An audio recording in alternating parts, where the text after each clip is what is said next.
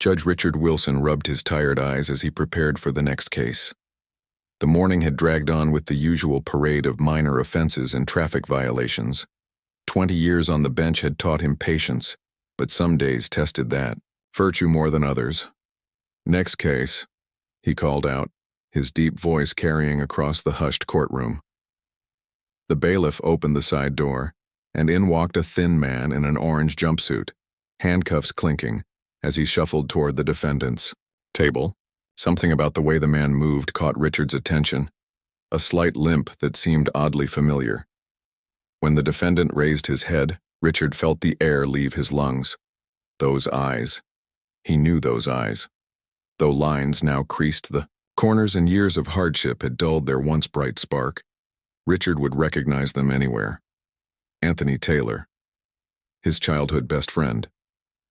Richard gripped the edge of his bench, hoping no one noticed how the color had drained from his face. 25 years had passed since they'd last seen each other, but in that moment time collapsed. He was no longer Judge Wilson with graying hair and reading glasses perched on his nose, but little Richie from Pine Street, racing bikes and climbing trees with his best friend Tony. The court clerk's voice snapped him back to reality.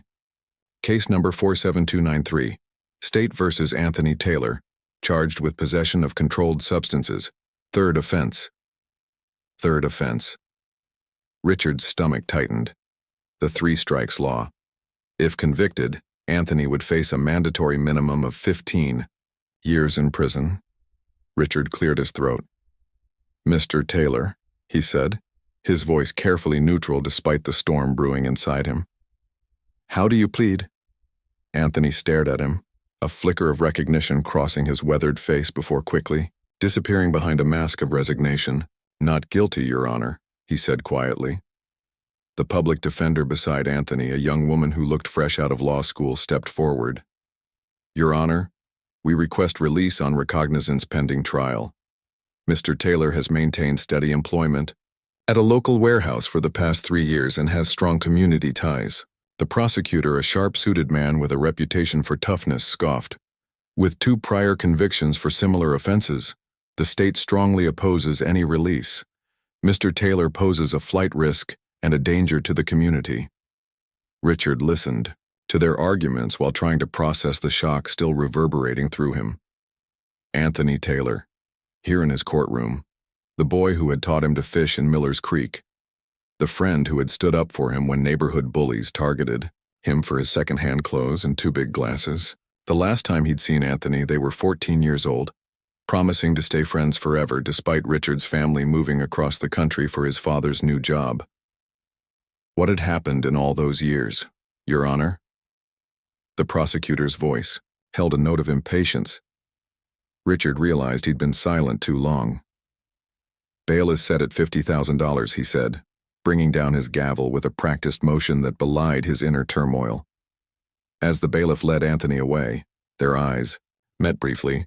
This time there was no mistaking the recognition in Anthony's gaze and something else. Shame?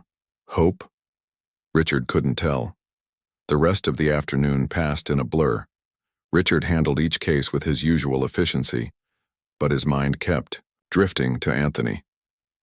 By the time he returned to his chambers and closed the door, his head was pounding. He loosened his tie and sank into his leather chair, pulling open his desk drawer to retrieve a small bottle of aspirin. As he shook 2 pills into his palm, his wedding ring caught the light, reminding him of all that separated him from the man he'd just seen in court. Richard had gone to college, then law school. He'd married, had 2 children, now grown. He owned a comfortable home in a good neighborhood. He'd built a life defined by stability and respect. And Anthony? The man in his courtroom looked worn, down by life, his jumpsuit hanging loose on his thin frame, dark circles under his eyes telling stories of sleepless nights and hard days. Richard swallowed the pills dry and reached for his phone, dialing his clerk's extension. "Janet, could you pull the complete file on Anthony Taylor, the possession case from this morning?" "Right away, Judge Wilson." While waiting, Richard walked to his window overlooking the courthouse square. People hurried along the sidewalks, wrapped up in their own lives. How many childhood friendships had dissolved among them? How many promises broken by time and circumstance? And how many of them would find themselves on opposite sides of the law from someone they once loved? His phone buzzed. "The Taylor file is ready, Your Honor." "Thank you, Janet. I'll come get it." The file was thick. Richard returned to his office and began reading. Anthony's first arrest came at 19, possession with intent to sell.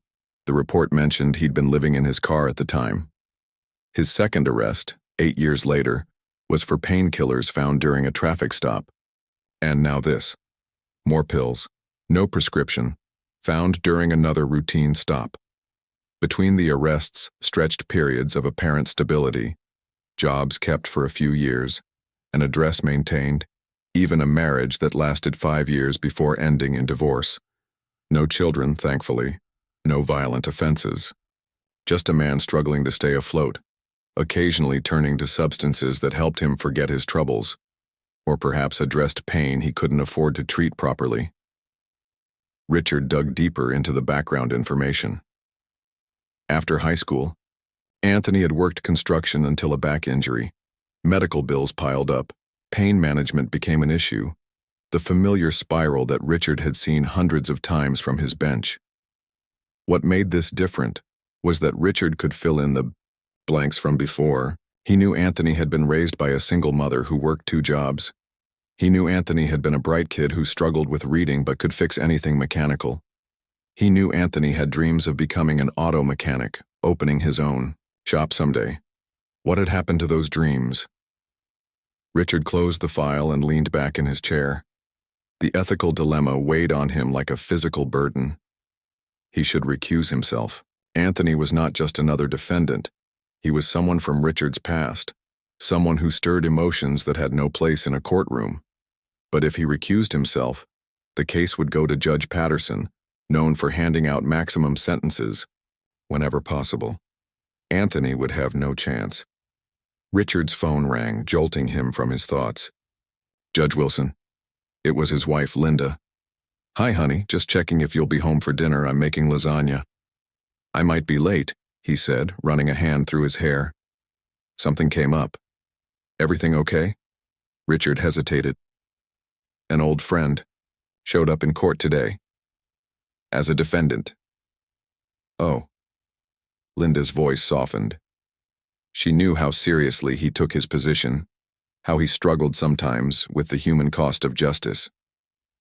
"Anyone I know?" "No. Someone from before we met. From my childhood." After hanging up, Richard sat motionless for several minutes. Then he reached for his computer and began searching public records, social media, news archives, anything that might tell him more about Anthony's life in the years since they'd lost touch. He found little. Anthony had a sparse social media presence, a few photos showing him at what appeared to be a family barbecue, standing awkwardly at the edge of the group. A couple of posts about classic cars, nothing for the past 2 years. As evening shadows lengthened across his office, Richard faced the truth he'd been avoiding all day. He couldn't treat this case like any other, but he also couldn't show favoritism. Somehow he needed to find a path that honored both his oath as a judge and the bond that had once meant everything to 2 young boys who thought friendship could withstand anything. He picked up Anthony's file again, this time looking more closely at the circumstances of the current arrest. Something about the officer's report nagged at him, a detail that seemed off. Richard made a note to look into it further. For the first time in years, he found himself questioning the rigid sentencing guidelines he'd always followed. Was justice truly served by sending a man to prison for 15 years over what might be self-medication for chronic pain? Was society made safer? Richard closed the file and placed it carefully in his briefcase. Tomorrow would bring difficult choices. For tonight he needed to go home, to eat his wife's lasagna, to remind himself of the life he'd built and the principles that guided him. But as he drove home through the gathering dusk, it wasn't his comfortable present that filled his thoughts but the past. 2 boys racing their bikes down a dirt hill, laughing into the wind, believing that nothing would ever come between them, least of all the system of justice that one would someday uphold.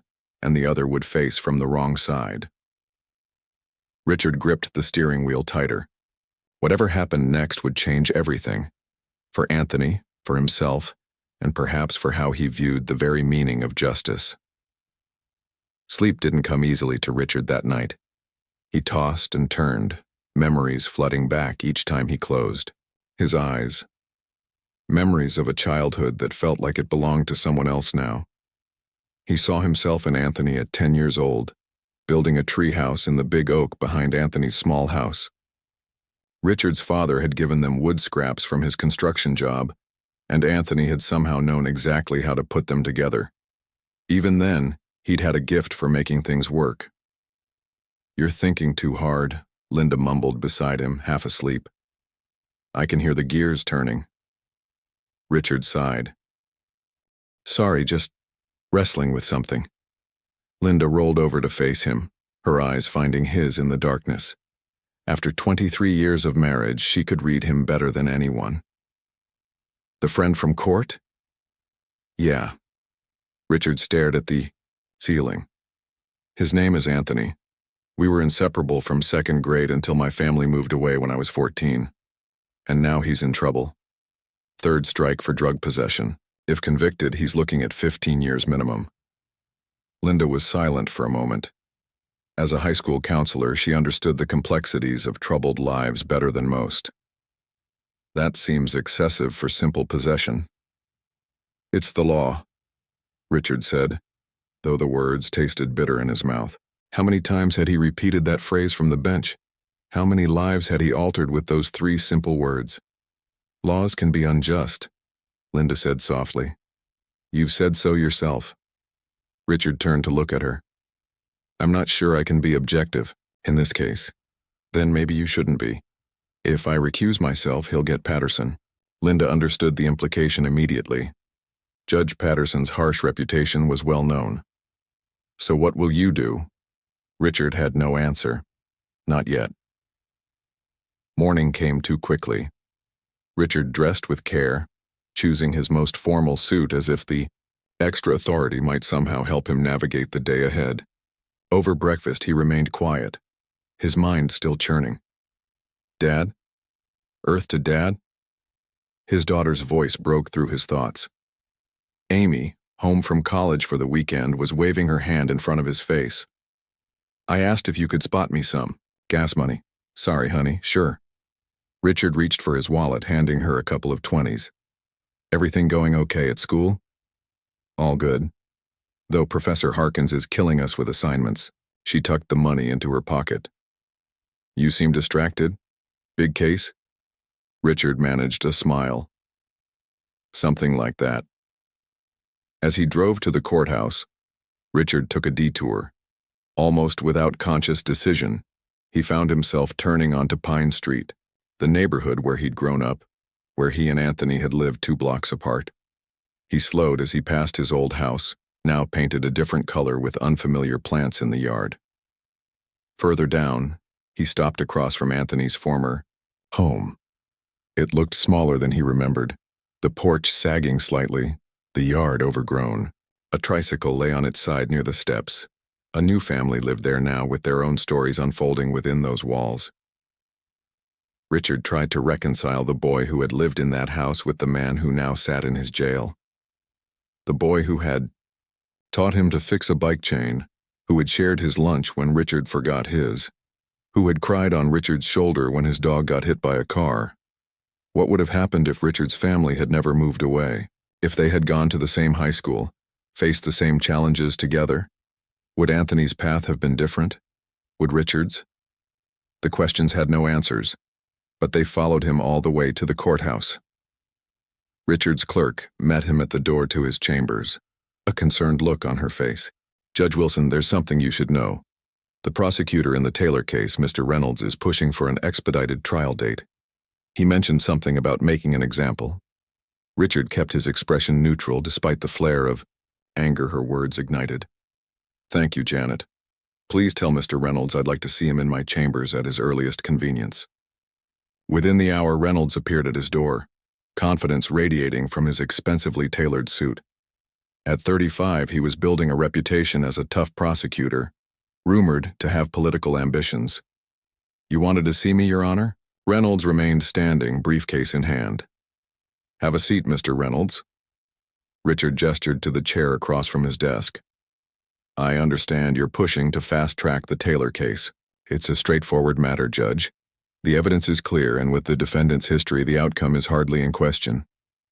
Richard studied the younger man. "Justice isn't about expediency, Mr. Reynolds. It's about fairness.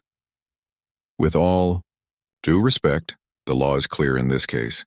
3 strikes means mandatory minimum sentencing. The law also allows for proper investigation and defense preparation," Richard countered. "Mr. Taylor deserves the same consideration as any defendant in my courtroom." Reynolds leaned forward slightly. "I've reviewed his record thoroughly. This is his 3rd offense in the same category. The arresting officer found unprescribed pain medication during a routine traffic stop. Taylor has no defense." "Everyone has a defense, counselor. That's how our system works." Richard kept his voice even. "I'll set the trial date for 3 weeks from now. That should give both sides adequate time to prepare." Reynolds looked like he wanted to argue but thought better of it. "As you wish, Your Honor." After the prosecutor left, Richard pulled Anthony's file from his briefcase again. Something about the arresting officer's report still bothered him. The traffic stop had been for a broken taillight, but the officer had immediately searched the vehicle. On what grounds? Richard made a note to request the officer's body camera footage. Standard procedure. Nothing unusual about a judge reviewing all available evidence. His phone rang. The county jail. "Judge Wilson speaking. This is Officer Grayson, Your Honor. We have a situation with inmate Taylor. He's refusing his medication and asking to speak with you. Says he knows you from way back." Richard's grip tightened on the phone. "Has he been assigned counsel yet?" "Yes, sir. Public Defender Lisa Chen. Contact Ms. Chen and have her present for any conversation between myself and the defendant." Richard hung up, his heart racing. Anthony wanted to talk to him. Perhaps he felt their past connection might help his case. Or maybe he simply needed to see a familiar face in a system that often felt designed to dehumanize. Either way, Richard knew he needed to proceed with extreme caution. Meeting privately with a defendant would be completely inappropriate, but meeting with a defendant and his counsel present, that happened all the time in chambers for various procedural matters. Richard called Janet in. "Please contact the public defender's office. I need to see Ms. Chen as soon as possible regarding the Taylor case." 2 hours later, Lisa Chen sat across from him, looking young but determined. Her case files were neatly arranged before her. "Thank you for meeting with me, Ms. Chen. I understand your client has requested to speak with me." She nodded. "Yes, Your Honor. Mr. Taylor indicated that you were childhood friends." Richard kept his expression professional. "We grew up in the same neighborhood. I haven't seen Mr. Taylor in over 25 years." "I see." Chen studied him carefully. "If I may ask, Your Honor, do you plan to recuse yourself from this case?" A valid question. The ethical choice seemed clear. "And yet, I'm considering all aspects of the situation, Counselor. For now, I'd like to hear what Mr. Taylor has to say, with you present, of course." Chen nodded, though she looked slightly puzzled. "I'll arrange it. Though I should mention the prosecution may object to any special meetings. There's nothing special about a judge hearing concerns from a defendant with counsel present," Richard replied smoothly. "It happens in my courtroom regularly." After she left, Richard sat back in his chair, questioning his own motives. Was he acting out of genuine judicial concern? Or was this about Anthony? About their shared past? About his own guilt for the divergent paths their lives had taken? That afternoon, Richard found himself in a small conference room at the county jail. Ms. Chen arrived first, arranging her papers at the table. Then the door opened again, and Anthony shuffled in, his hands cuffed in front of him, a guard at his side. Up close, Anthony looked even more worn than he had in court. His once athletic frame had grown thin, his skin sallow. But his eyes, those were the same eyes that had lit up with mischief when they'd snuck into Old Man Peterson's orchard to steal apples. The same eyes that had filled with tears when, Richard told him his family was moving away. The cuffs won't be necessary, Richard told the guard using his judge's voice, the one that didn't invite argument. After the guard removed the restraints and stepped outside, an awkward silence filled the room. Richard was acutely aware of Ms. Chen watching them both, trying to understand the connection between her client and the judge. "It's been a long time," Anthony finally said, his voice rougher than Richard remembered. "Yes, it has." Richard maintained his professional demeanor. "Your attorney says you wanted to speak with me." Anthony glanced at Chen, then back to Richard. "I wasn't sure you'd remember me." "I remember." The words came out more softly than Richard intended. Anthony nodded, a ghost of a smile crossing his face. "We sure raised some hell as kids, didn't we?" Richard felt a smile tugging at his own lips but fought it back. "Mr. Taylor, while I appreciate the history we share, I need to know why you've requested this meeting." Anthony's brief moment of lightness faded. "I wanted to say I don't expect any favors, Judge Wilson. I know how this looks. I know what the law says about third strikes." Chen leaned forward. "Mr. Taylor, as your counsel, I need to advise you to be careful about what you say regarding your case." Anthony nodded. "I'm not here to talk about the case. He looked directly at Richard. "I wanted you to know that I'm not the same punk kid who got busted selling weed at 19. I've been trying. For years now, I've been trying." Richard felt something tighten in his chest. "The court will consider all relevant factors, Mr. Taylor. The pills they found, hair for my back. I heard it working construction. Can't afford the doctors anymore, not with my job cutting hours."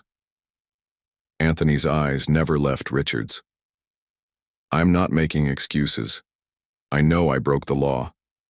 But 15 years? For trying to work through the pain so I can keep my job?"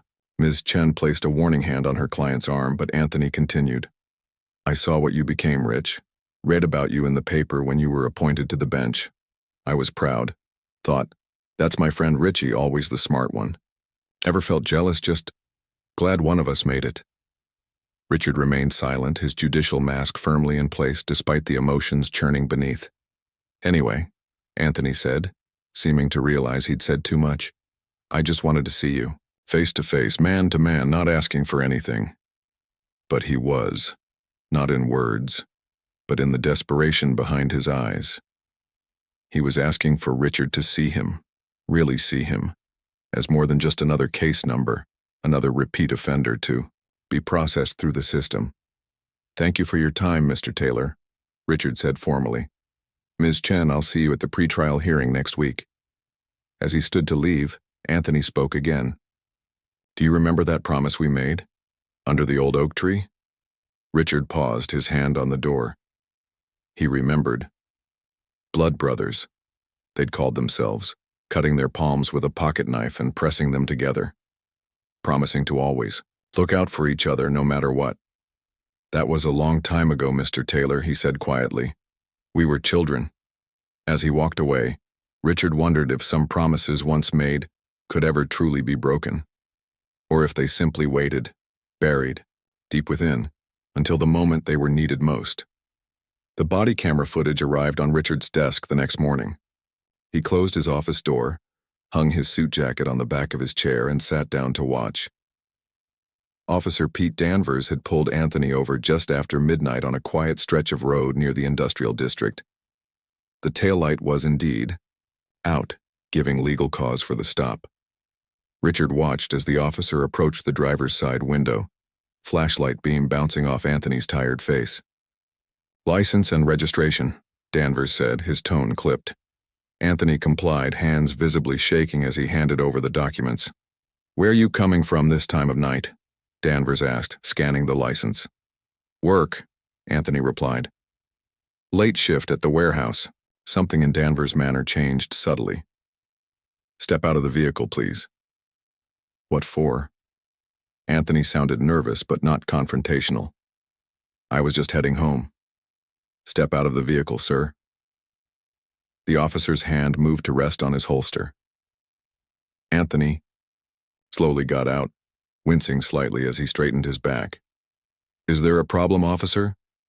Turn around, hands against the car. Am I under arrest? Anthony asked, complying with the order nonetheless. Just a routine check. Danvers began patting him down, finding nothing. You seem nervous.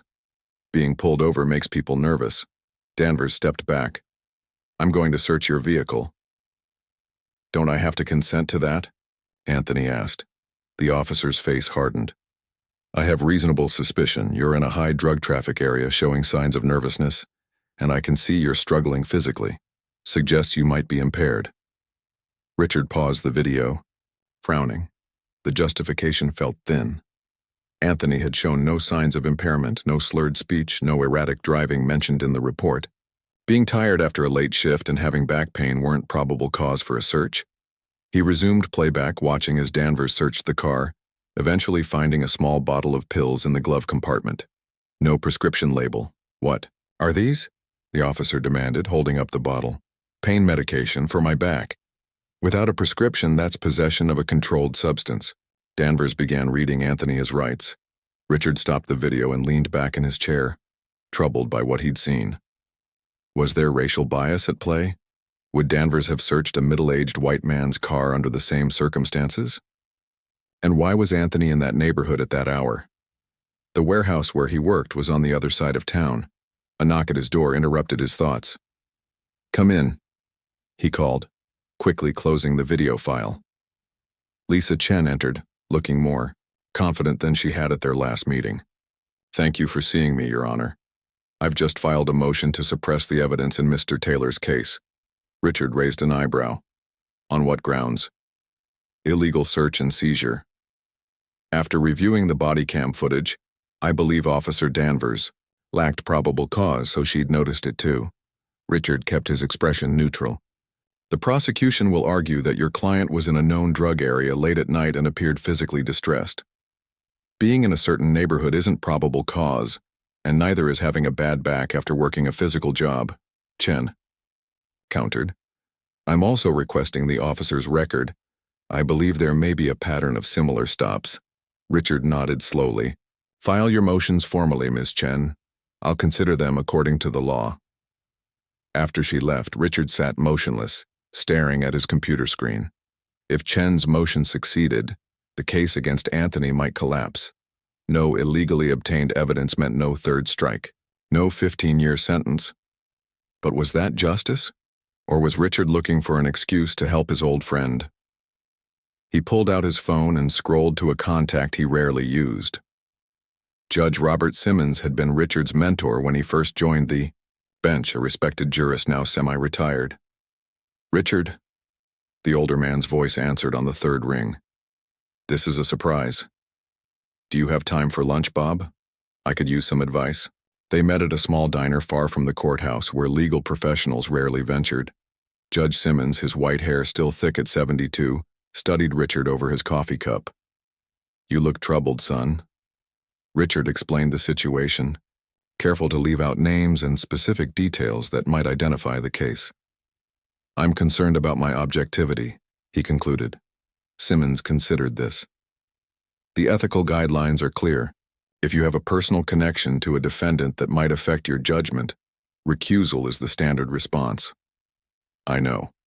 But if I step aside, Patterson gets the case. Ah. Simmons nodded, understanding. Judge Patterson's severe approach was well known among their colleagues. And you believe the search may have been improper?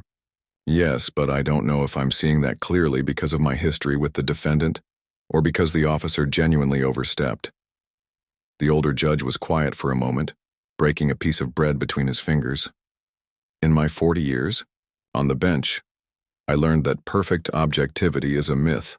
We all bring our histories, our beliefs, our experiences to each case. The question isn't whether you're being influenced by knowing this man, but whether you can still apply the law fairly. And if I'm not sure, then perhaps you should examine why. Simmons leaned forward. Is it your friendship that troubles you? Or is it something else? Perhaps seeing someone you knew well end up on the wrong side of a system you've dedicated your life to upholding. The question hit uncomfortably close to home. Richard had built his career on being tough but fair, believing in the system's fundamental justice. Now watching Anthony face a punishment that seemed wildly disproportionate to his crime forced Richard to confront the system's flaws he had participated in for years. "The law is clear on 3 strikes," Richard said almost to himself. "The law is clear," Simmons agreed. "But laws are made by people, enforced by people, interpreted by people, and sometimes people get it wrong." Back in his chambers that afternoon, Richard reviewed Anthony's entire case file again, this time with fresh eyes. The first arrest, at 19, selling marijuana to an undercover officer, 6 months in county jail. The second, 8 years. Later, unauthorized possession of prescription medication, very similar to the current charge. 2 years in state prison that time. And in between, long stretches of steady employment, no violent offenses, a man struggling but trying. Richard turned to his computer and began researching sentencing trends in similar cases across different demographics. The patterns were troubling but not surprising. Defendants who looked like Anthony consistently received harsher sentences than those who looked like Richard, even with similar offenses and backgrounds. His phone buzzed with a text from Linda. "Working late again?" Richard glanced at the clock, surprised to see it was already past 6. "On my way," he replied. That night, as they prepared dinner together, Linda sensed his distraction. "Still wrestling with your friend's case?" Richard nodded, chopping vegetables with more force than necessary.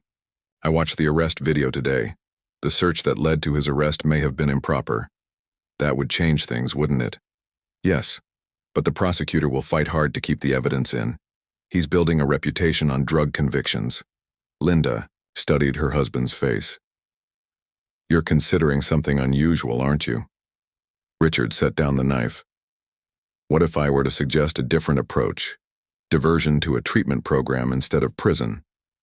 It would require the prosecutor's agreement, which is unlikely, but you feel you need to try." "Yes." Richard met his wife's gaze. "Does that make me a hypocrite? I've sent dozens of people to prison under similar circumstances." Linda considered this. "Maybe it makes you someone who's learning and growing. Maybe seeing someone you know, personally face this situation has helped you see the humanity in all those other cases too." Richard thought about that as they ate dinner, as they watched TV afterward, as they got ready for bed. Had he been too rigid in his application of the law? Had he forgotten to see the people behind the case numbers? The next morning, Richard called the prosecutor to his chambers. David Reynolds arrived looking confident, clearly expecting a routine meeting. "Mr. Reynolds," Richard began, "I've been reviewing the Taylor case." "Yes, Your Honor. As I mentioned before, it's straightforward. The defendant has 2 prior convictions for similar offenses. The 3 strikes provision applies clearly. I've also reviewed the body camera footage from the arrest," Richard continued as if Reynolds hadn't spoken. "I have concerns about the legality of the search." Reynolds' confidence faltered slightly. Officer Danvers is an experienced officer with an excellent record. He observed the defendant in a high drug traffic area, exhibiting nervous behavior. "Being in a certain neighborhood isn't probable cause, Counselor." "Your Honor, with all due respect, judges have consistently upheld similar searches. The defendant was out at midnight in an area known for drug activity." "After finishing his shift at work," Richard countered. "Many law-abiding citizens work late hours, Mr. Reynolds. That doesn't surrender their Fourth Amendment rights." Reynolds shifted in his chair. "Even if there were issues with the search, which I don't concede, the 3 strikes provision still applies if the evidence is admitted." "That's true," Richard acknowledged. "Which brings me to my next point. I'd like you to consider an alternative approach in this case." "Alternative?" "Diversion to a treatment program instead of incarceration. Mr. Taylor has shown no violent tendencies. His issues appear to stem from self-medication for chronic pain." Reynolds' expression hardened. "That's not possible, Your Honor. The law is clear." "The law also allows prosecutorial discretion. You could choose to charge this as a lesser offense." My office has a consistent policy on drug offenses. Making an exception would raise serious questions. Richard leaned forward. Sometimes justice requires looking beyond policy, Mr. Reynolds. 15 years for possessing pain medication seems excessive, regardless of prior offenses. That's for the legislature to decide, not us. Reynolds gathered his papers. Will that be all, Your Honor? Richard recognized the wall he'd hit. Reynolds wasn't going to budge. The defense has filed a motion to suppress the evidence based on the search. I'll be reviewing it carefully. A flash of concern crossed the prosecutor's face. I understand, but I'm confident the search will be upheld. After Reynolds left, Richard sat quietly, weighing his options. If he granted the motion to suppress, the case would likely collapse. It would be legally justifiable based on what he'd seen in the video. But was he making that decision because the law demanded it, or because of who the defendant was? The pre-trial hearing was scheduled for the following morning. Richard spent the evening reviewing case law on vehicle searches, looking for precedents that might guide him. The legal landscape was mixed, with some courts giving officers wide latitude and others enforcing stricter standards. When he finally went to bed, Linda was already asleep. Richard lay awake beside her, remembering a conversation he and Anthony had had as boys sitting on the bank of Miller's Creek with their fishing poles. What do you want to be when you grow up, Richie? Anthony had asked. A lawyer, maybe. Or a judge, Richard had replied. My dad says they make sure everything's fair, Anthony had nodded thoughtfully. That'd be good. The world needs more fair people. The memory followed Richard into uneasy dreams where he sat on his bench wearing not his judge's robes but the orange jumpsuit of a prisoner, while Anthony, dressed as a judge, read out his sentence. He woke early before the alarm and dressed in silence. Whatever decision he made today would follow him for the rest of his career, and possibly change the course of Anthony's life forever. The courtroom was unusually full that morning. Word had spread about the case's unusual circumstances. Richard saw several of his colleagues sitting in the back row, their expressions neutral but eyes watchful. All rise, the bailiff called as Richard entered and took his place at the bench. As he looked out at the assembled crowd, Richard felt the weight of his position as never before. To his left sat Reynolds, meticulous in his preparation, ambitious in his career. To his right, Lisa, Chen, and Anthony, the latter looking smaller somehow in his jail uniform, hope and fear warring in his eyes. And all around them, the machinery of a system that Richard had served faithfully for 20 years, a system he was now seeing through new eyes. Be seated, he said, his voice steady despite the turmoil within. We're here to address the defense's motion to suppress evidence in the case of State versus Taylor. The next few hours would test everything Richard believed about justice, about fairness, about the oaths he had taken, and about a promise made long ago by two boys who had no idea how far their paths would diverge, or how powerfully they might intersect again. The courtroom fell silent as Lisa Chen approached the podium. Behind her, Anthony sat with his shoulders hunched, eyes fixed on the table before him. Your Honor, Chen began. The defense moves to suppress all evidence obtained during the search of Mr. Taylor's vehicle on the night of April 17th. We contend that Officer Danvers lacked probable cause for this search, making it a violation of my client's Fourth Amendment rights. Richard nodded. Proceed with your argument, Counselor. Chen was prepared, methodically walking through the events captured on the body camera. As the footage clearly shows, my client was pulled over for a broken taillight, a valid traffic stop. He provided his license and registration promptly and informed the officer he was returning from work. At no point did he display signs of intoxication or impairment that would justify a search. She played key moments from the video, highlighting Anthony's compliance and the officer's questionable justifications. Being in a certain neighborhood after working a late shift is not probable cause. Neither is appearing tired or experiencing back pain after physical labor. These are everyday circumstances that many working people experience. Reynolds shifted impatiently in his seat as Chen continued. Furthermore, she added, I've submitted Officer Danvers' record for the court's review. In the past 3 years, he has conducted similar searches in 87 traffic stops. Of those, 79 involved minority drivers. This pattern suggests a potential bias in his policing methods. Richard kept his expression neutral, though the statistics troubled him deeply. Thank you, Ms. Chen. Mr. Reynolds, your response? The prosecutor stood, buttoning his suit jacket. Your Honor, the defense is attempting to distract from the simple facts of this case. Officer Danvers is a decorated officer with over 15 years of experience. His training and experience led him to recognize signs of potential drug activity. Reynolds paced confidently before the bench. The defendant was in an area known for drug transactions, at an hour when such transactions commonly occur. He appeared physically distressed and abnormally nervous during a routine traffic stop. These factors, taken together, provided reasonable suspicion for a search. He gestured dismissively toward the defense table. As for the statistics Ms. Chen presented, they failed to account for the demographics of the areas where Officer Danvers patrols. The defense is attempting to paint a dedicated public servant as biased to distract from their client's guilt. Richard interjected. The question before this court isn't Mr. Taylor's guilt or innocence, counselor. It's whether the evidence was legally obtained. Reynolds nodded. Of course, Your Honor. And it was. The Supreme Court has consistently given officers latitude to use their training and experience in determining reasonable suspicion. Officer Danvers did exactly that. As the arguments continued, Richard observed the others in the courtroom. His colleague, Judge Matthews, sat in the back row, watching with professional interest.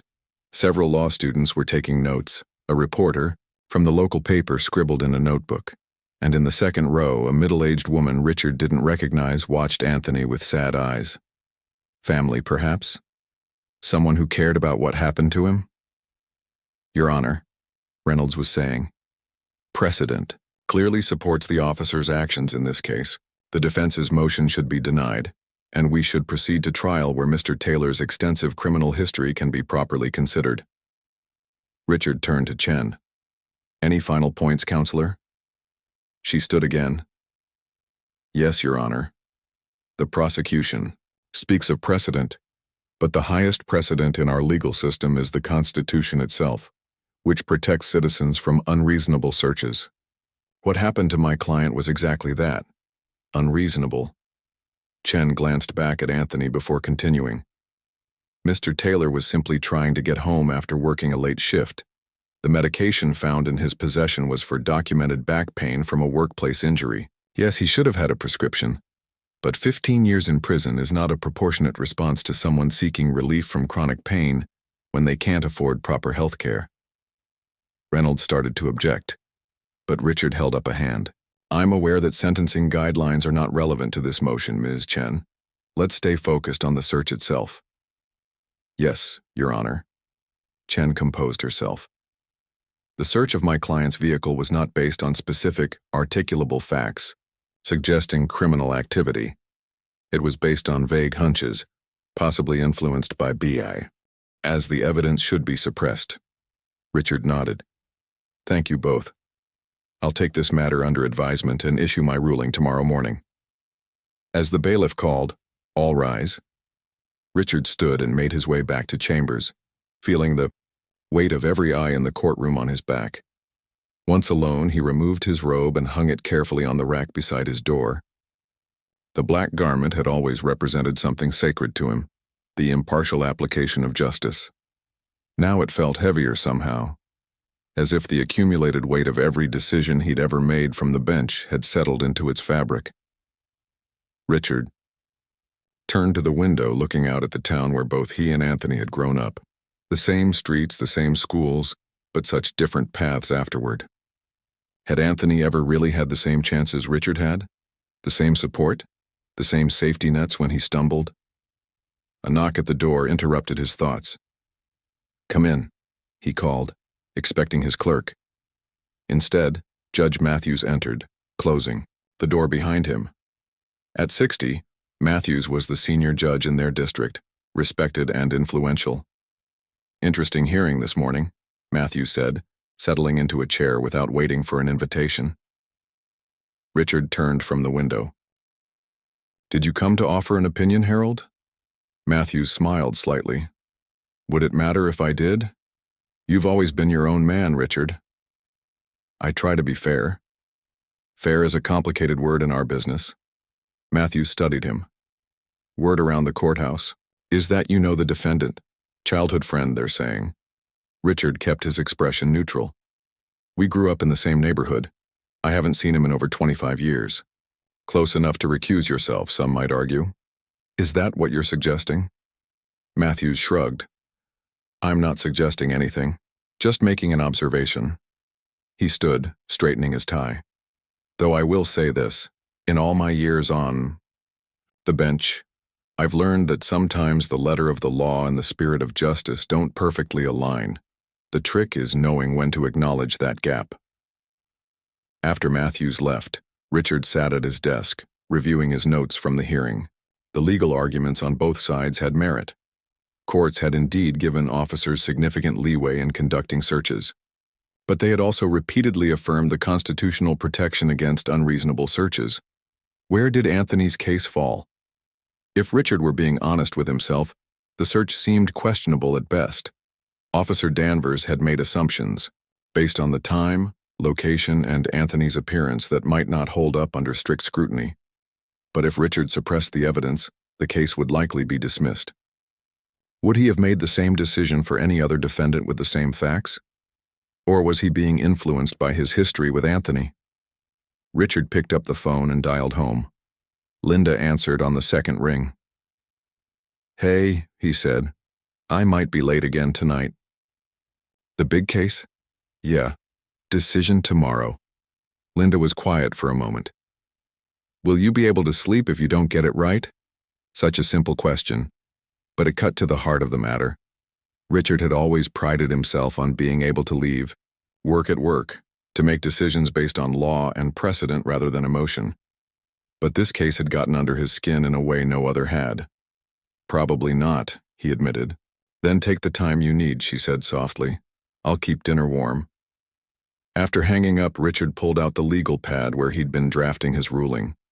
Two versions sat side by side, one granting the motion to suppress, one denying it. Both cited relevant case law, both offered logical reasoning, but only one felt right.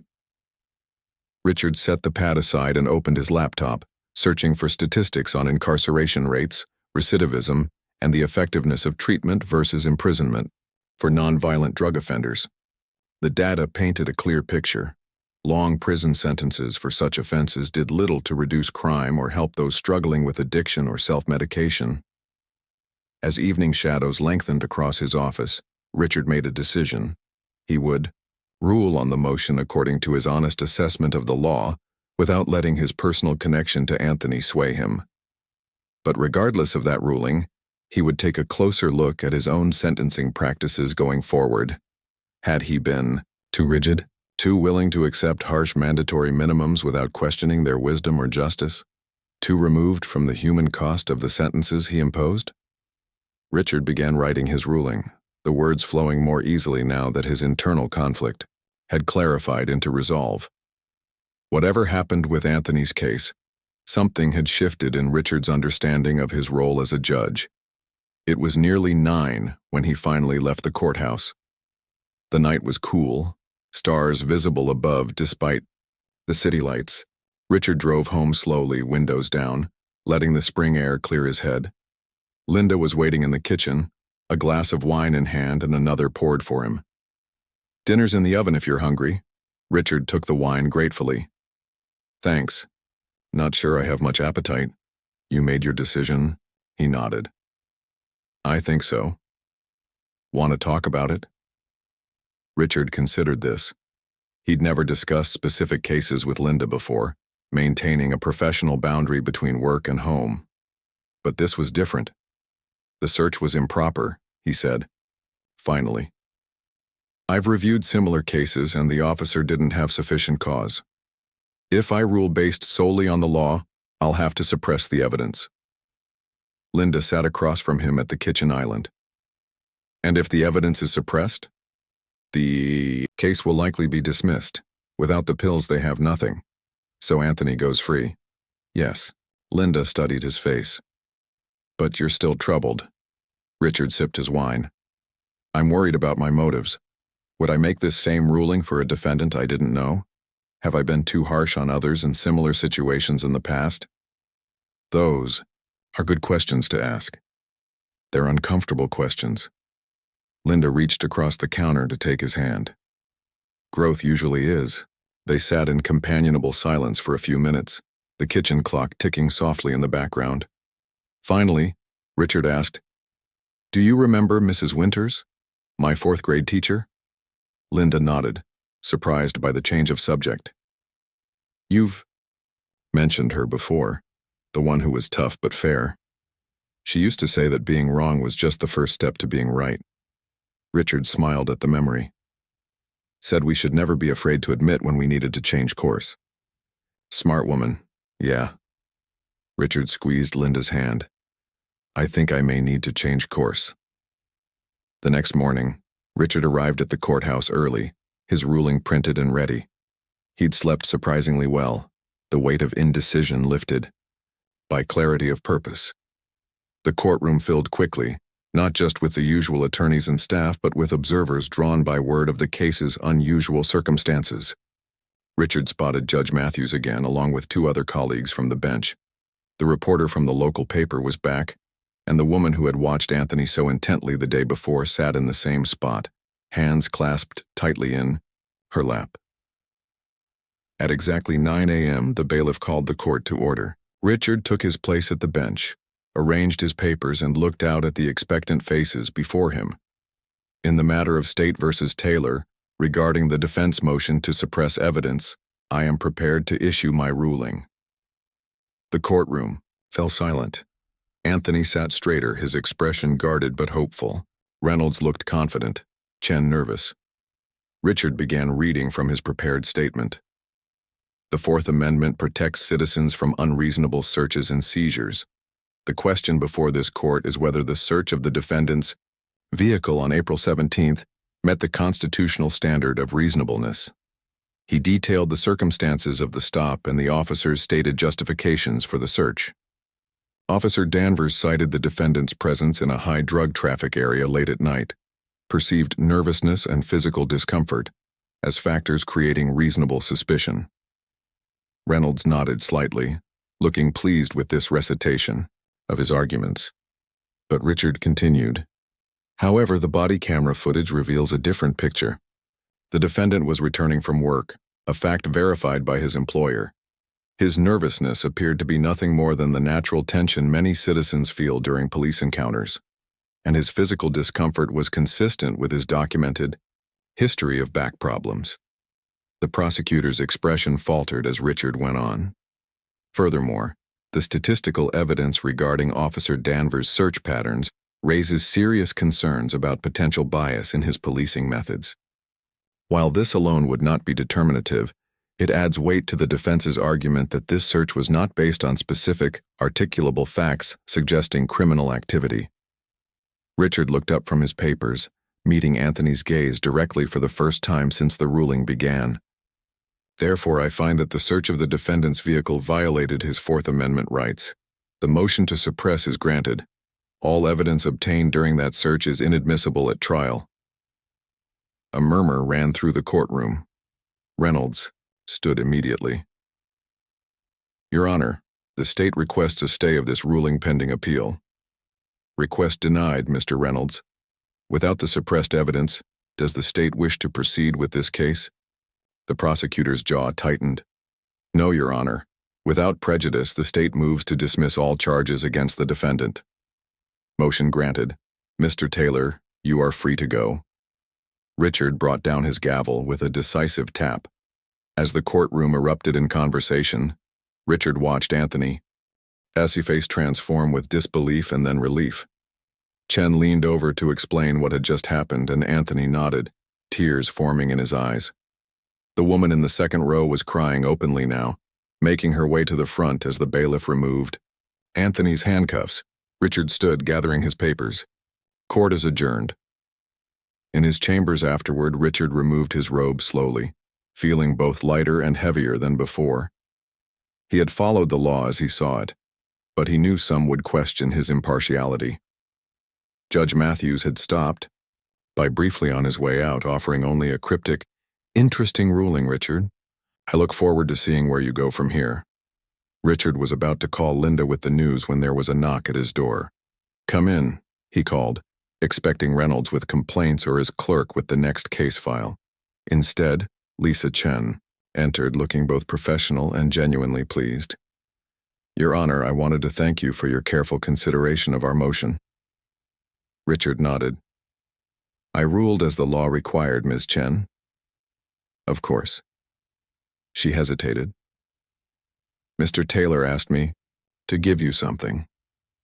He's already left with his sister, but he wanted you to have this." She handed Richard a small folded piece of paper. "He said you'd understand." After Chen left, Richard unfolded the note. Inside, in messy handwriting, were just a few words. "Under the oak tree, tomorrow noon." Richard stared at the paper for a long time. The oak tree. It could only mean one place. The huge tree behind Anthony's childhood home, where they had built their treehouse, where they had sworn their boyhood oaths of friendship. Did Richard dare go? As a judge, meeting privately with a former defendant was questionable at best. But as a man reconnecting with a lost piece of his past, Richard carefully folded the note and placed it in his wallet. He had 24 hours to decide. Back in the courtroom, the next case was already being called. Life moved on. Justice continued its imperfect course. But something had changed.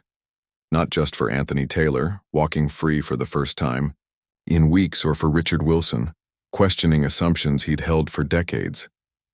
Something had changed in the space between them, in the delicate balance of power and vulnerability, past and present, law and humanity. And what that change might mean remained to be seen. Richard sat in his car, engine off, staring at the old oak tree that stood like a sentinel at the edge of what had once been the Taylor family's backyard. The house behind it had changed. Fresh paint, new windows, different people living their lives within its walls. But the tree remained, older and larger, but unmistakably the same one where two boys had built dreams and made promises decades ago. He checked his watch. 11:55. He'd been sitting there for nearly 20 minutes, still unsure if he should be here at all. Last night, he'd told Linda about the note and his dilemma.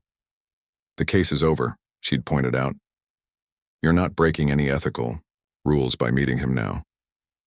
It's still unusual. If anyone saw us..." Linda had given him that look, the one that said she knew him better than he knew himself. "This isn't about professional ethics, Richard. It's about what happens when two worlds collide. The boy you were and the man you became, the friend you had and the judge you are." She was right, as usual.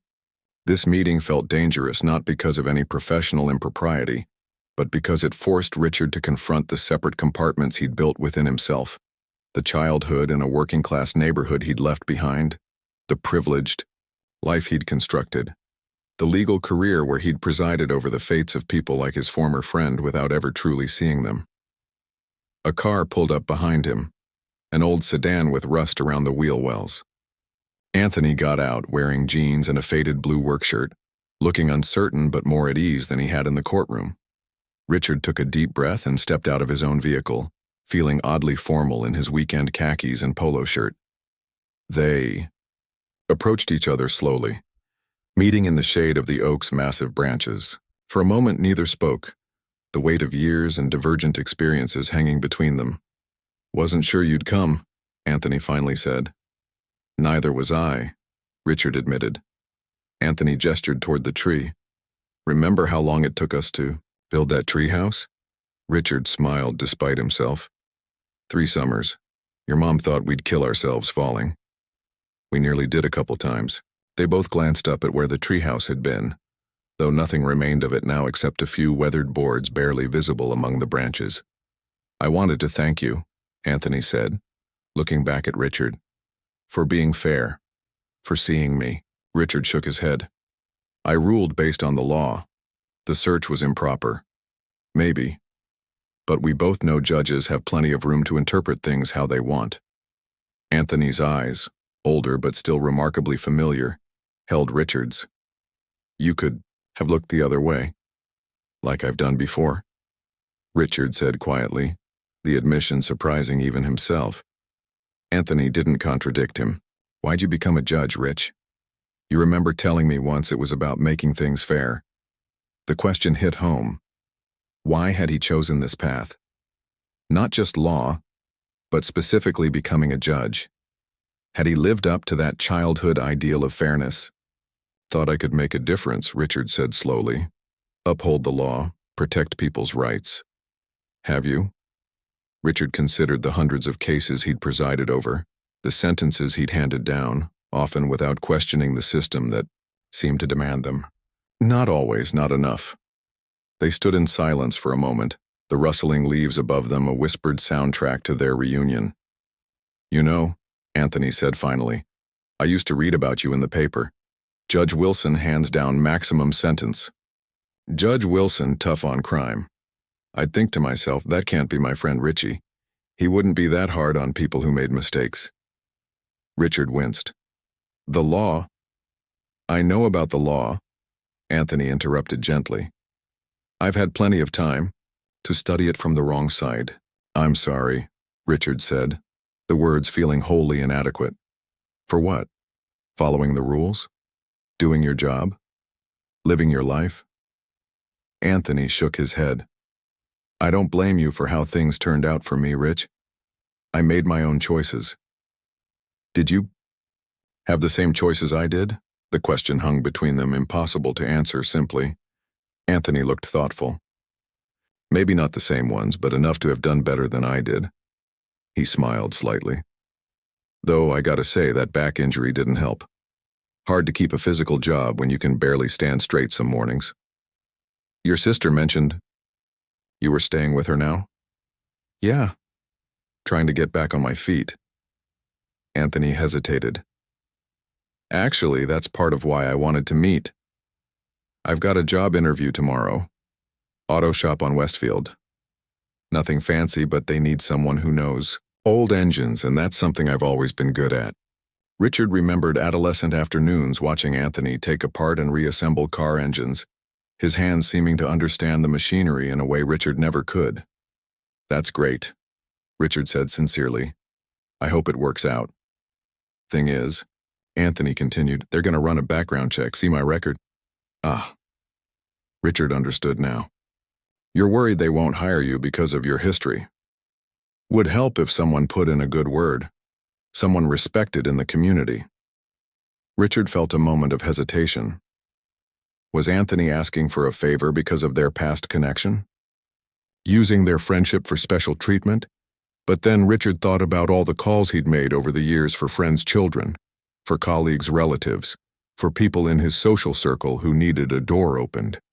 Simple calls that cost him nothing but made all the difference to someone with the right connections. How many people like Anthony had never gotten such calls, not because they were less deserving, but because they lacked access to people with influence? Give me the name of the owner, Richard said. I'll call today. Relief washed over Anthony's face. Thanks, Rich. I'm not asking for any guarantees. Just a fair chance. You deserve that much. Everyone does. They began walking slowly around the perimeter of the old yard, careful to stay on public property out of respect for the current owners. Your ruling made the paper, Anthony said after a while. Local judge finds search unconstitutional. Questions. Police practices. Some people aren't too happy about it. Richard had seen the article. He'd also received several pointed emails from colleagues and a rather frosty call from the district attorney. I can handle the criticism. Might make your job harder going forward. Maybe. Or it might make me better at it. They stopped at the edge of the property, where a small stream still ran just as it had when they were boys. Richard remembered catching tadpoles there, building tiny dams that never lasted through the next rain. You know what I think about sometimes?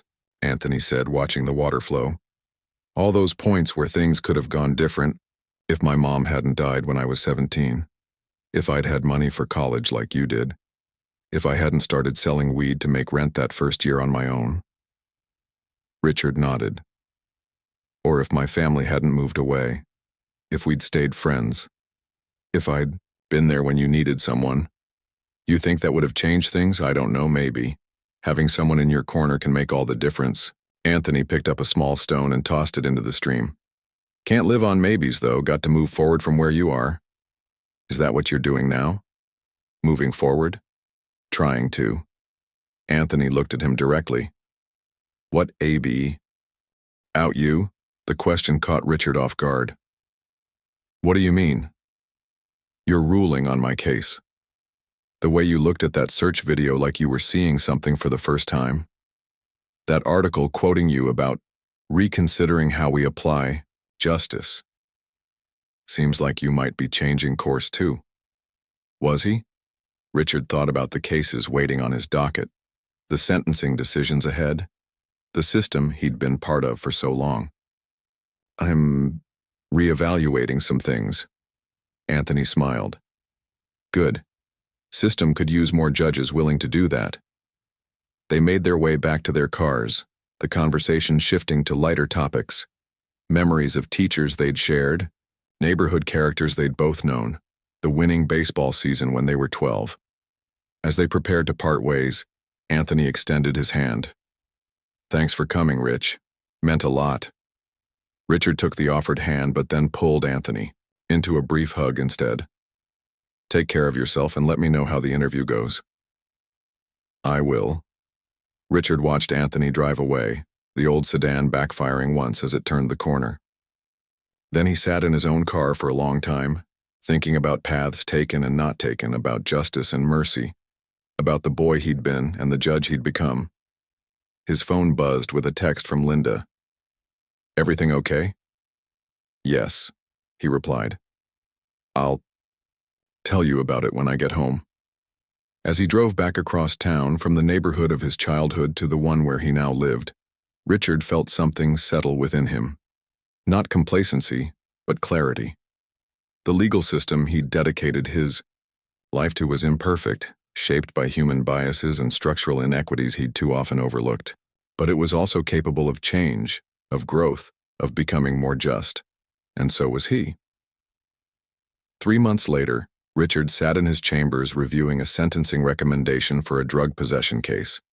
The defendant, a young woman with 2 prior convictions, faced mandatory minimum sentencing under the same 3 strikes provision that had nearly sent Anthony to prison for 15 years. On his desk lay a letter from Anthony, a real letter, handwritten on actual paper. He'd gotten the job at the auto shop and was already being considered for a promotion to shift manager. He'd moved into his own small apartment and was attending a pain management program that combined physical therapy with non-opioid treatments. First time in years I've felt like I might have a future, he'd written.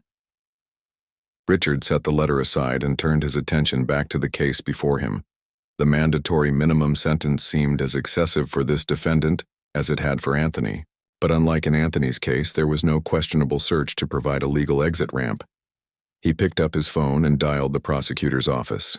Mr. Reynolds, Judge Wilson here. I'd like to discuss the Carter case. Specifically, I'm interested in exploring alternatives to the mandatory minimum sentence. Your Honor, with her prior convictions, the law is clear. The law also allows for prosecutorial discretion in charging. Richard interrupted, echoing the same words he'd used months ago in Anthony's case. And it allows for judicial innovation in appropriate cases. With all due respect, Your Honor, my office has a consistent policy. Yes, I'm familiar with your policy. I'm suggesting it may be time to reconsider it. Unless you'd prefer I issue a written opinion questioning the constitutionality of mandatory minimums as applied in cases like this one? A long pause. What exactly are you proposing, Judge Wilson? A meeting. You, me, the defense attorney. Let's discuss alternatives that might better serve justice in this case. After hanging up, Richard swiveled his chair to look out the window at the courthouse square below. People moved about their daily lives, most never giving a thought to the legal machinery that could so easily ensnare them. His clerk knocked lightly on the door. Your Honor, your next case is ready. Richard turned back to his desk. Thank you, Janet. I'll be right there. He put on his judicial robe, feeling its weight and significance anew. The black garment no longer represented just the law's authority, but its responsibility, to be fair, to be just, to see the humanity in every person who stood before it. He walked toward his courtroom.